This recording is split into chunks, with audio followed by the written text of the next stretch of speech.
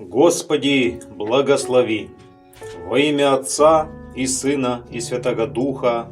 Аминь. Послание Державного Патриарха Зосимы. Христос, истинный Бог наш, да благословит всех вас, мои дорогие друзья.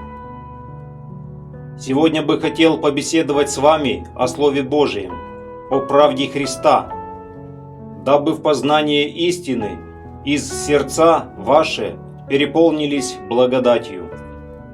Вспомните, дорогие, когда пришел Спаситель, первое, что Он сделал, это, открыв Библию в храме, зачитал строки пророка Исаии и толковал народу: «Постараюсь и аз грешный, подражая Богу, говорить именно о Святом Евангелии, о тех словах Иисуса Христа, которые относятся к нашему времени». Как уже известно людям, наш Господь много открыл уже через меня грешного тех мест из Писания, которые были сокрыты от многих верующих. Но мне сообщают друзья по Богу, что многие непоминающие говорят, мол, они будут ждать чудес и только после чудес примут, что Зосима является царем от Бога. Посему сегодня будет актуально разобрать слова Христовы, которые касаются именно чудес. Хочется спросить вас, кому относятся из нашего времени цитаты слов из Евангелия? «Род лукавый и прелюбодейный ожидает знамения с неба, и не дастся ему». Относятся ли эти слова к тем, кто говорит, что признает Зосиму царем православным только после знамений с неба? Чтобы безошибочно это понять, нужно ответить на один вопрос: за что убили Иисуса Христа и какое было для Спасителя главное дело? Это по сути один вопрос. Фарисеи признали за великое богохульство, что Иисус Сын Божий и что Он делает себя равным Богу Отцу. То есть Христа убили за исповедание о Святой Троице. Верно? Да, верно. Хотя и многие завидовали. Поэтому для православных главное хранить учение Иисуса Христа, Сына Божия, неповрежденным. И святой апостол Павел говорит, что если кто-то принесет учение другое, противное святому Евангелию о Боге, то да будет анафема. Если в простоте сердца спросить, что такое православие, ответим просто: это собор людей, которые хранят неповрежденно учение Христа о Святой Троице со времен апостолов. Выходит, что правда о Боге – это главное? Так точно. А еретики – это те, которые постоянно пытаются как-то исказить слова Сына Божия. Поэтому дети Божии, такие как святой Максим Исповедник, святой Николай Чудотворец и многие другие, всегда заступали за истинное учение Иисуса Христа. Это все по ревности исповедники веры православной. И вот при проповеди Иисуса Христа люди стали разделяться на две части. Одни дети Божии – это те, которые приняли правду о Боге, о Святой Троице, и тут же признали Христа как Мессию. Ну а Господь, будучи щедрым и дивным, конечно же одарил своих детей чудесами многими. И на тех разделился народ, который говорил: «Покажи нам знамения и чудеса, тогда мы примем тебя как царя и Бога». Причем совершенно игнорировали самое главное – это правильное учение о Святой Троице. Поэтому именно таким, кто отвергал или игнорировал правду о Боге, но желал получить чудеса и знамения с неба, именно им, сказал Христос, род лукавый и прелюбодейный ищет знамения и не дастся ему. А теперь посмотрите, друзья мои, сколько Господь через меня после помазания на царство русское вам открывает. О том, что Илья и ожидаемый царь Руси – это одно лицо. О том, что Илья будет наново крестить людей, христиан. Ибо крещение нарушено через ересь иудейскую и их документы. Об Антихристе, который через 29-ю статью Конституции всех людей подвел под проклятие отречения от Бога. О том, что Илья и Енох были в раю некрещенные, жили ожидая крещения. О том, что в РПЦ МП нет патриарха, это лишь было митрополией по указу номер 362 патриарха Тихона, ибо церковь России при революции разделилась на 3 части, и одна малая не могла без 2 других захватить поместность и ставить патриарха. Когда мы с братьями увидели страшное богохульство иудейской власти, совместно с РПЦ-МП в кавычках, мы собрали поочередно 4 собора, один из которых земский, и не побоялись защитить Бога и людей, коих ведут под проклятие, то есть людей. Также соборно прокляли всех, кто убивает в утробе младенцев. Открыто мы заявили, что власть Руси иудейская, носящая на себе проклятие, убийство Сына Божия. Соборно мы подтвердили то, что Русь святая есть Ефрем Благословенный, которому от Бога есть благословение, промыслом именно на последнее время, открыться для духовного боя против Антихриста. Что Русь есть истинный Израиль, посему и Илья должен прийти на Русь святую, дабы исполнилось пророчество Библии о первородном благословении святого Ефрема из колена Иосифа, то есть Ефремова, а не так, как вы говорите, что к иудеям проклятым должен прийти Илья. Вы невежды в Писании, причем бессовестные, кто-то говорит, еретики, извращающие святое откровение. Также мы соборно прокляли всех, кто благословил, то есть приказал застелить землю русскую крестами для попирания ногами. Мы единственный поместный собор Русской Православной Церкви Царской империи, осудивший экуменизм, как религию Антихриста. И так как Господь сохранил царя от ересей и проклятий иудейских и всяких документов сатанинских, то через сего царя архиерея Бог восстановил постепенно крещение верующих, и через сей народ собрал Христос собор, в коем находились верующие из 3 от церкви частей, разделенных ранее красной властью. Это вышедшие из РПЦ-МП в кавычках, из РПЦЗ и катакомной церкви. Поэтому мы по всем законам Вселенских соборов единственные, которые имели право на поместность церкви православной на Руси. А вы многие напротив, подпадая под проклятие иудейской власти, все равно пытались бессовестно собирать какие-то соборы. Все это и многое другое мы проповедовали защиту православия, и по-другому быть не могло, ибо помазанник есть защитник веры, посему вся эта иудейская власть была нами обличена с доказательством Писания и святых отцев. И нас, 3 архиереев, посадили в тюрьму, но и здесь мы не молчим, но обличаем еретиков. Но вы, не поминающие, видя эту правду о Христе Иисусе, нами проповедуемую перед властью иудейской, которая в законе прописала богохульство на Святую Троицу, и для всех русских проклятие, узаконивая открыто, что в России теперь якобы является Богом сатана, дух нечистый для всех. Слышите? Для всех. Но Бог наш открыл сие злодейство своему помазаннику и церкви истинной Русской Православной Церкви Царской империи, и мы с братьями и сестрами кинулись за Христа в бой духовный, зная, что нас могут убить, посадить и многое другое зло. Но вы не только не поддержали людей, защищающих Бога, а напротив, обзывая, ждете трусливо чудеса. И тут дело совсем не в том, что вы нас не принимаете. Вы, находясь в проклятии, стали воистину предателями Бога, ибо вы могли бы и без нас заступиться за Христа, видя доказанное богохульство в Конституции 29 статьи. Напомню для вашего позора, что в Москве уже целый год зарегистрирована так называемая сатанинская церковь в кавычках РФ, которая поддержала пакет Яровой против многих людей. И по закону сей 29 статьи ваш Бог, кого вы исповедуете, не выше этих сатанистов.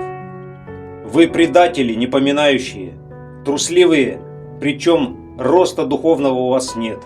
Ибо вы за все эти годы только одно делаете, обзываете Кирюшу Гундяева, мол, экуменистом и так далее. Каждый год одно и то же, разве не понимаете, что за Гундяева уже в детском саду даже знают, что он еретик? Зачем на одном месте стоите?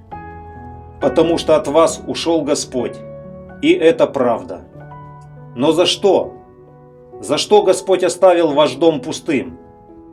Про это и нужно вам написать, ибо может кто и покается из вас, да и людей жаль, коих вы обманом ведете за собой.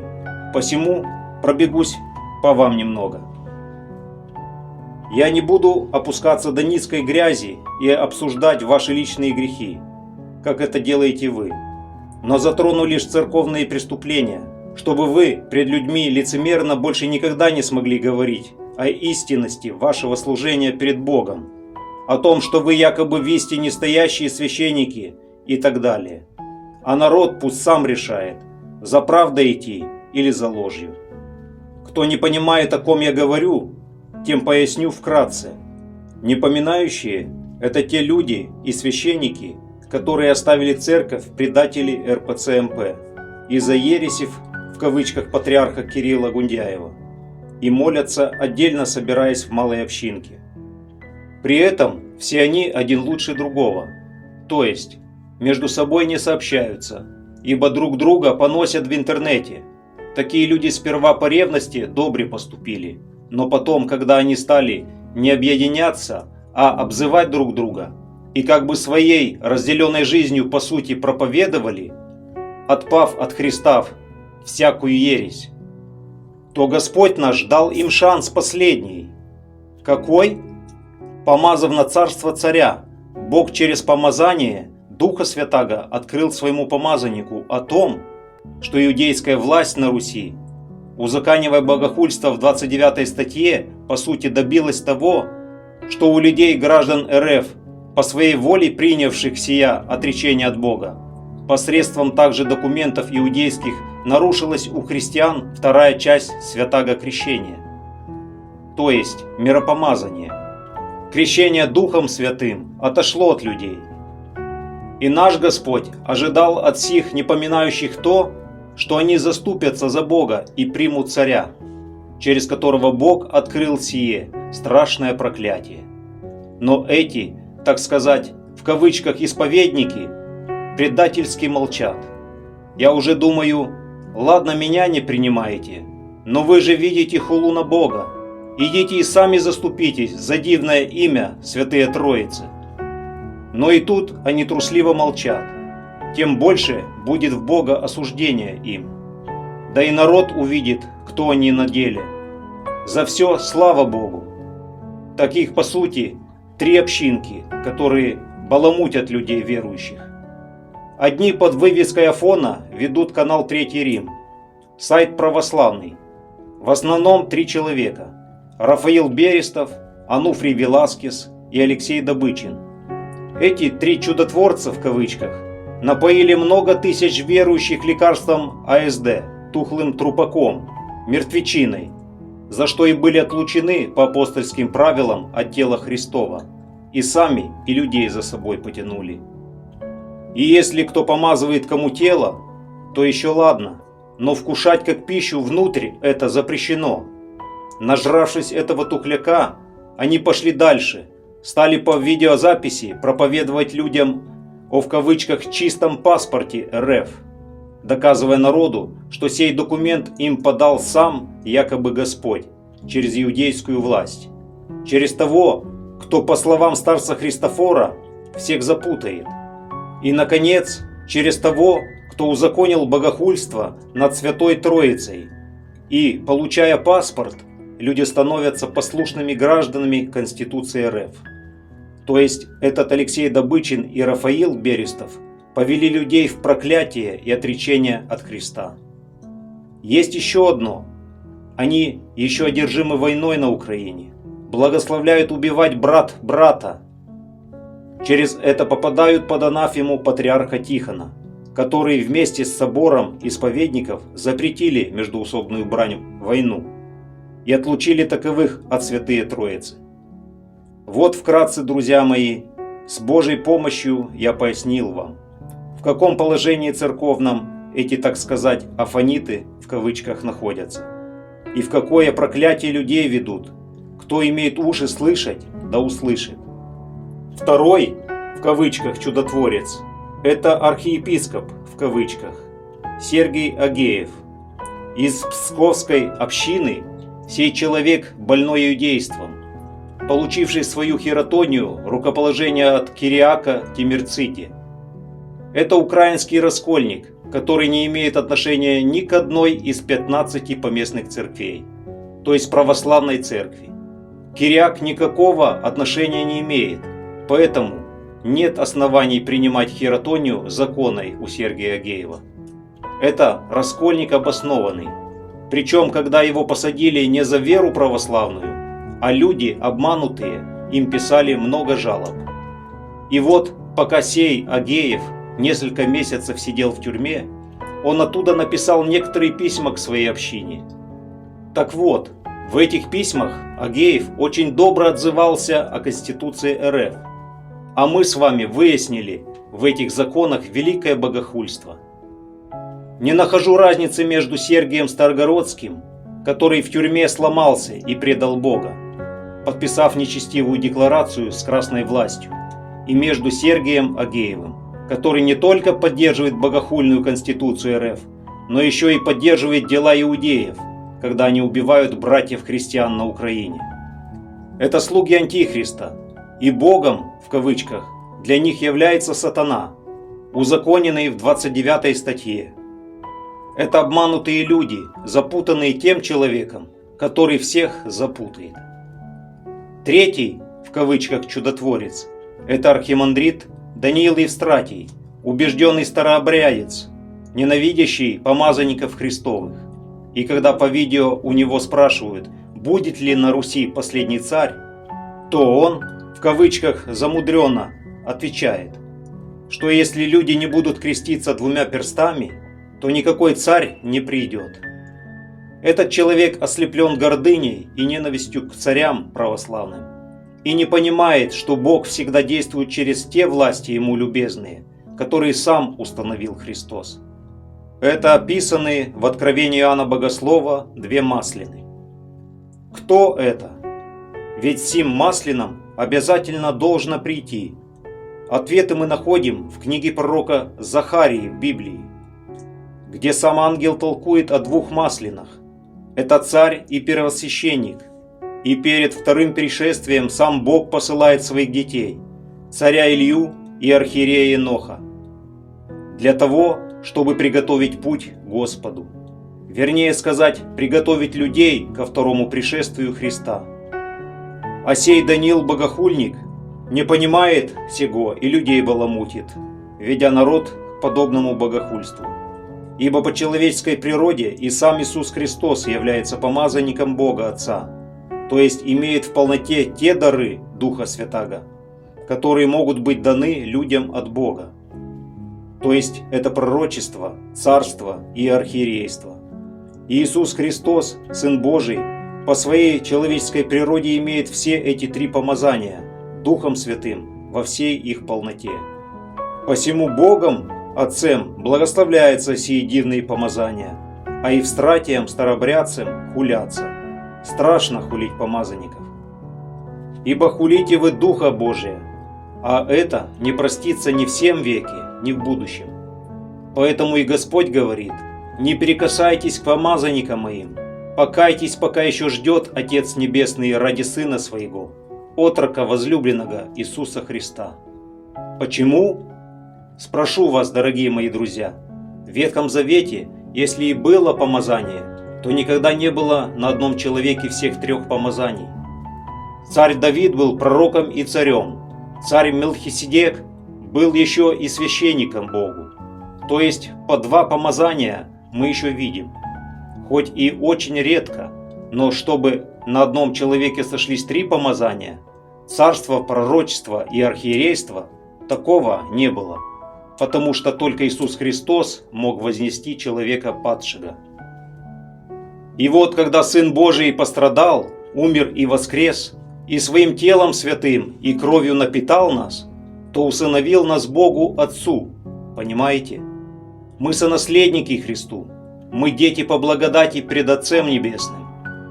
Поэтому по воскресении Своем Христос сказал апостолам: «Иду к Отцу моему и Отцу вашему, к Богу моему и к Богу вашему. О Господи Иисусе Христе! Какой же подвиг ради нас грешных Ты понес! Какие страшные страдания ради того, чтобы усыновить нас Богу Отцу и Всепречистой Богородице!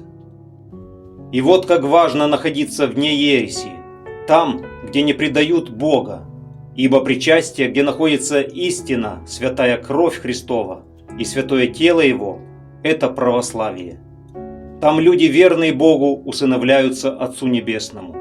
Посему в России есть только одна Церковь Христова, вне всякой ереси и предательства. Это Русская Православная Церковь Царской Империи. И мы делом исповедничества в благодати Христовой это доказываем. Ибо если взять только одно, это 29-ю статью Конституции РФ, это явная хула на Бога, то кто из вас осудил это соборно-поместной церкви? Никто, кроме нас, Русской Православной Церкви Царской Империи. Так и в пророчестве сказано, святая Пелагея Рязанская сказала, что только одна церковь не поклонится Антихристу. Это Царская Церковь, которая сначала появится в России, и именно она сказала, что Антихриста выберут в России. Также у святого Серафима Саровского написано, что некто из русских доживет подобно Симеону Богоприимцу до Антихриста, который проклянет сего сына погибели. И если мы сейчас соборно, Русская Православная Церковь Царской Империи, проклинаем всякое богохульство и на нас сбывается пророчество, почему вы этого не видите? Потому что больны иудейством, которые не хотели видеть сбывшееся пророчество на Христе. Но как же батюшка Серафим говорит, что некто из русских проклянет Антихриста, если в Откровении Иоанна Богослова сказано, что Илья, пророк, будет от Бога послан обличать Антихриста? Друзья, вдумайтесь, святой Серафим так именно и сказал, что сей русский человек и есть Илья, пророк. Только прикровенно смотрите, тут говорится, что этот человек доживет подобно Симеону Богоприимцу. Здесь нужно остановиться и подумать. Симеон не мог умереть и жил до первого пришествия Христа, а святой Серафим именно эти слова употребил из-за второго пришествия Иисуса Христа и говорит, что этот русский доживет. Это Илья, который должен дожить до второго пришествия Христа. Понимаете? Именно Илья, царь русский. Почему?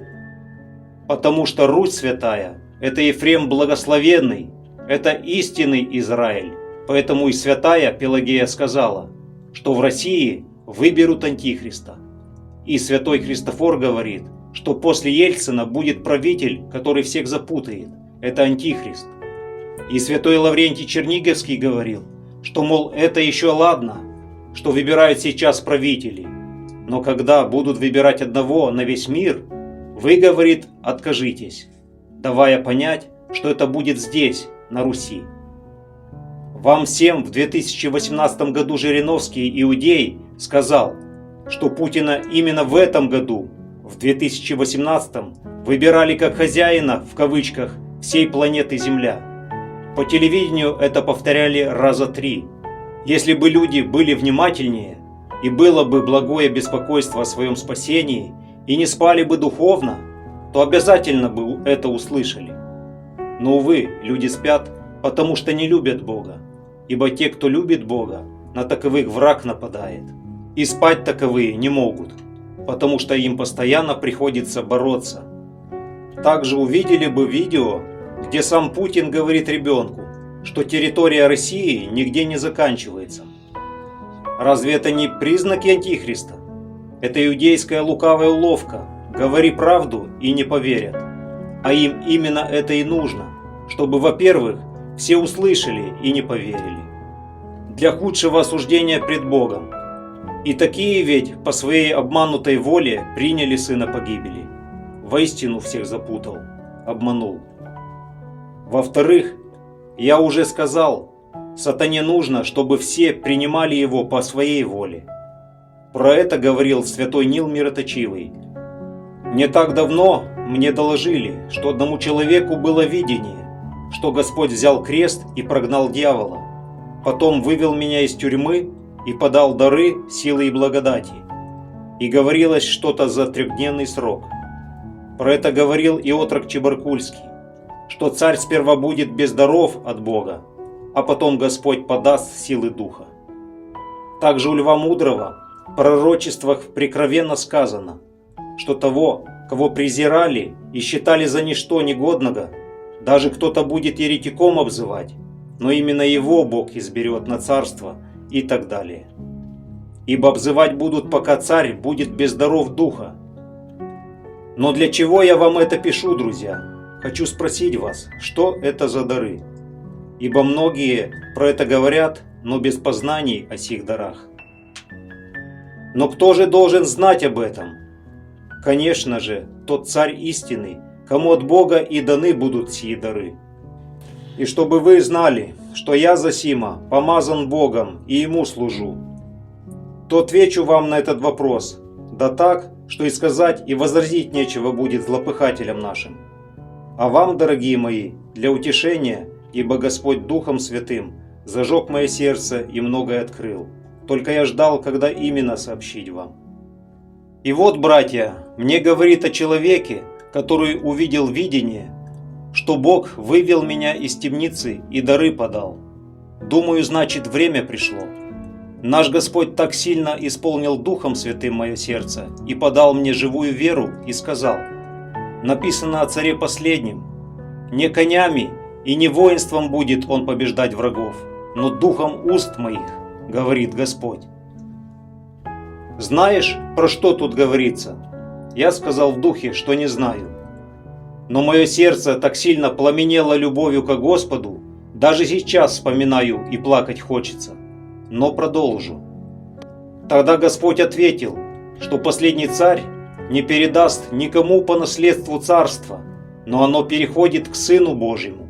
Посему о последнем царе особое промышление. И я, говорит Бог, подал тебе в подобие Сына Моего возлюбленного 3 помазания. Это пророчество, царство и архиерейство, но придерживал до времени дары сих помазаний. Так, говорит Господь, я соделаю тебе по благодати Богом слово, и что захочешь сказать, сие слово, говорит Бог, я исполню. И тут я в огне сердца увидел, как имею власть сию, о которой сказал мне Бог, и бесы бежали в разные стороны, а те, которые обзывали меня, духи нечистые, раньше через людей, они стали против своей воли говорить правду за меня, что я помазанник от Бога и тому подобное. Я ощущал великую власть от Бога, которая дивным миром и уверенностью в невидимом разливалась по сердцу моему. Сам Христос, Сын Божий, является Богом по сущности своей, по природе, и также по человеческой природе имеет пред Отцем Небесным 3 помазания, только будучи Богом, по сущности имеет по всей полноте Духа сии 3 дара: царство, архиерейство и ведение пророка. Сам Сын Божий высоко вознес человечество, ибо через причастие крови и святаго тела Своего нам на литургии подаваемое. Он усыновил нас, друзья мои, Богу Отцу, но токмо по благодати, понимаете, не по сущности, а по благодати. Также и люди, кому было Слово Божие, их по благодати Писание называет богами, и Писание не нарушается. Точно так же и здесь нужно понимать нам то, что касается быть Богом Слова, не по сущности, а по благодати. Сие есть мистическое богословие. И если до пришествия Иисуса Христа не мог ни один человек иметь в одном лице 3 помазания, то по пришествии Христовом, после того, как Сын Божий вознес в себе человеческую природу, это стало возможным. То есть человеку стало возможно иметь в одном лице 3 помазания Духом, как прообраз Сыну Божию, быть царем, архиереем и пророком. И если Сын Божий имеет одну природу божественную, равную, единую со Отцем и Духом Святым, то по человеческой природе Христос меньше Отца. Понимаете, друзья мои? Поэтому во Христе Иисусе две природы не слитны и нераздельны. Это тайна великая. Одна природа, как мы уже говорили, божественная, единосущен Отцу и Духу Святому, а вторая ради нас человеческая, которая меньше Отца.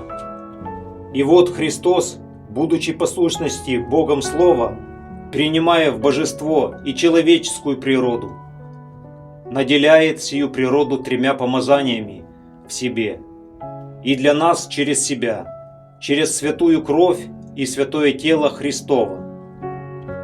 Мы же с вами причащаемся по сущности божества Сына Божия, правильно? Так точно, правильно. Мы причащаемся к человеческой природе Христа, которая меньше Отца Небесного. Поэтому и усыновиться можем только по благодати к Отцу. Поэтому и Царь последний, имея от Бога три помазания, станет по благодати Богом Слова человеческого, станет прообразом, тенью человеческой природы Иисуса Христа. Понимаете, дорогие мои? Вот какой должен получить силу Царь последний. Ибо перед вторым пришествием Христовым так и должно быть, что тот человек, Царь, имеющий подобие Христовым помазанием, обязан передать тому, кто в полноте имеет сии три дара помазаний, Сыну Божию. А от Сына все возвращается к Отцу, от которого все исходит. Слава Тебе, Отче, дивный, Сыне Божий и Души Святый! Слава Тебе! Почему наш дивный Господь на последнее время решил так высоко поставить человека, Царя Православного? Вот что открыл мне Бог наш.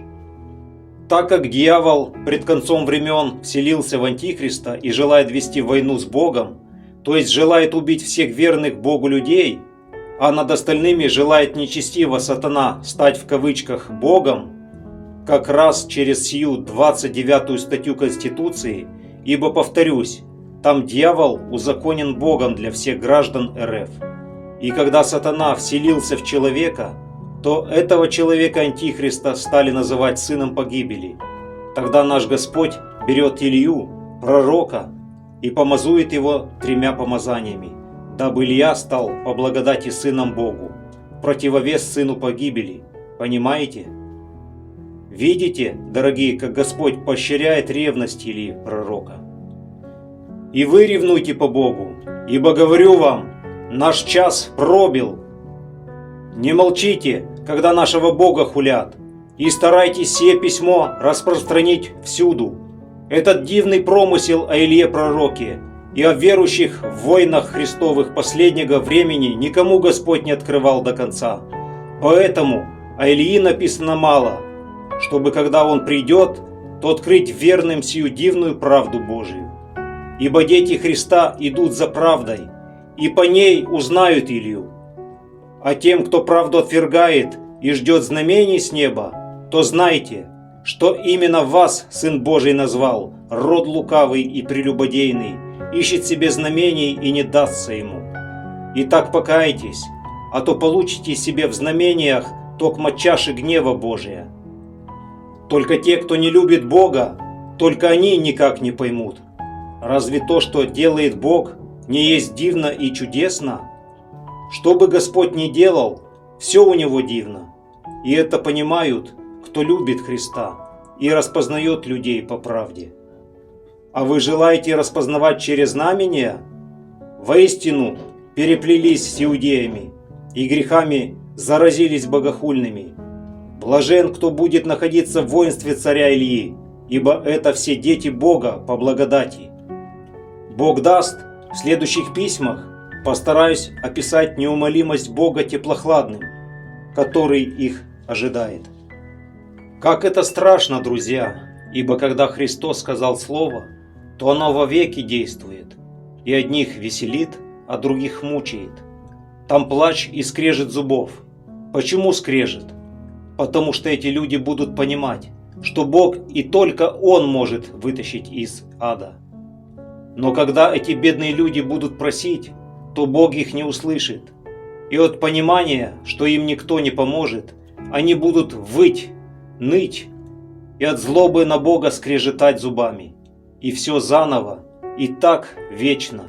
От злобы им будет еще хуже. С Богом! Державный Зосима Илья.